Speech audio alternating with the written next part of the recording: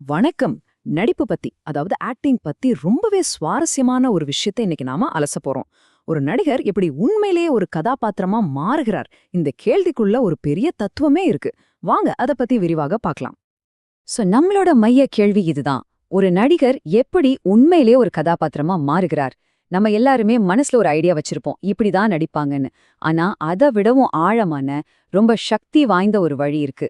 அது என்னன்னு இப்ப பார்க்கலாம். ஓகே. முதல் பகுதி, ஒரு நடிகரின் அணுகுமுறை. இங்க நாம ஒரு நடிகரை பத்தி பார்க்க போறோம். அவரு தன்னோட நடிப்புக்கு இதுதான் சரியான முறைன்னு ரொம்ப ஆழமா நம்பிட்டு இருந்தார். அது என்ன முறை? அவரோட ஆரம்ப காலத்து அணுகுமுறை ரொம்பவே சிம்பிள். நீங்க பார்க்க போற கதாபாத்திரம் ஒரு ஆவி, ஒரு ஆன்மா மாதிரி நினைச்சுக்கோங்க. அந்த ஆன்மாவை எடுத்து அவர் தன்னோட உடம்புக்குள்ள வச்சுக்கணும். அப்புறம் என்ன, அந்த ஆன்மா தான் அவரோட உடம்பை இயக்கும். இப்படிதான் அவர் நடிச்சிட்டு இருந்தாரு. இத புரிய வைக்க அவரே ஒரு சூப்பரான உதாரணம் சொன்னார். நம்ம எல்லாருக்கும் தெரிஞ்ச முனி படம் ஞாபகம் இருக்கா?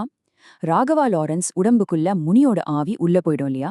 அப்போ உடல் லாரன்ஸோடது தான், ஆனா உள்ள இருந்து நடிக்கிறது, கட்டுப்படுத்துறது எல்லாமே அந்த முனி பேய் தான். சரியா? இதே மாதிரி தான் நான் நடிச்சிட்டு இருக்கேன்னு அவர் நம்பினார். ஒரு விஷயம் நம்ம கவனிக்கணும். இந்த முறை வேலை செய்யலன்னு சொல்ல முடியாது. அவரோட நடிப்பு சூப்பரா இருந்துச்சு, எல்லாரும் பாராட்டினாங்க. ஆனா தத்துவ ரீதியா பார்த்தா அது ஒரு வரம்புக்குட்பட்ட முறையா இருந்துச்சு. இங்கதான் கதையில ஒரு திருப்பு முன்னே வரப்போகுது. சரி, அடுத்த பகுதி, இயக்குனரின் திருத்தம். இங்கதான் அந்த திருப்பு முனை வருது.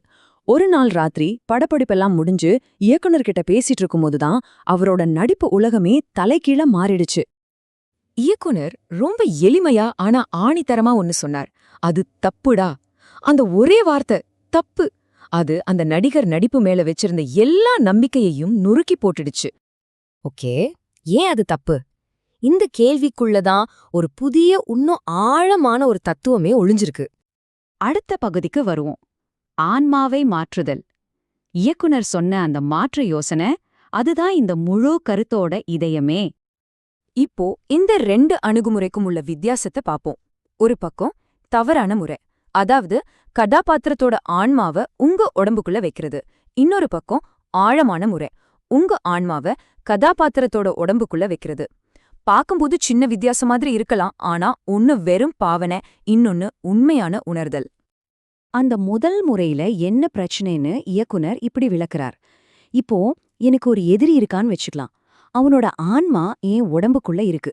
என் நண்பர்கள் என்ன பார்க்கும்போது அவங்களுக்கு யார் தெரிவாங்க? நான் தான் தெரிவேன். உள்ள இருக்கிற என் எதிரி தெரிய மாட்டான். அப்போ இங்க நடிப்பு வெளியவே வரல, மறைஞ்சிடுச்சு இல்லையா? ஆனா அந்த புதிய முறை, அதாவது உங்க ஆன்மாவை கதாபாத்திரத்தோட உடம்புக்குள்ள வைக்கும்போது என்ன ஆகும்? அப்போ நீங்க அந்த கதாபாத்திரத்தோட விதிகளுக்கு கட்டுப்பட்டாகணும். அவங்களோட வாழ்க்கை, அவங்களோட வரம்புகள், அவங்க உலகத்தை உண்மையாவே நீங்க உணர ஆரம்பிப்பீங்க. அங்கதான் மேஜிக் இருக்கு. அடுத்த பகுதி, உள்வாங்குதல் வெர்சஸ் பாவனை செய்தல். இந்த சின்ன பார்வை மாற்றம்தான் வெறும் பாவனைக்கும் ஒரு கதாபாத்திரத்தை உண்மையா வாழ்றதுக்கும் உள்ள மிகப்பெரிய வித்தியாசத்தை காட்டுது. இத புரிஞ்சுக்க ஒரு சரியான உதாரணம் ரஜினிகாந்த். இப்போ நீங்க ரஜினிய போல பாவனை செய்யணும்னா என்ன பண்ணுவீங்க? அவரோட ஆன்மாவை உங்க உடம்புக்குள்ள கொண்டு வந்த மாதிரி அவரோட நடை, ஸ்டைல், மேனரிசம் இதெல்லாம் நகல் எடுப்பீங்க. ஆனா இப்ப கற்பனை பண்ணி பாருங்க, உங்க ஆன்மாவை எடுத்து நீங்க ரஜினிகாந்த் உடம்புக்குள்ள போறீங்க. அப்போ என்ன உணர்வீங்க? ஒரு சூப்பர் ஸ்டாரா பொது இடத்துக்கு வரும்போது இருக்கிற கட்டுப்பாடுகள், அந்த சமூக அழுத்தங்கள், அது எல்லாம் உண்மையாவே உணர்வீங்க. அப்போ நீங்க அவரை நகல் எடுக்கல, அவரை புரிஞ்சுக்க ஆரம்பிக்கிறீங்க. வித்தியாசத்தை பாத்தீங்களா?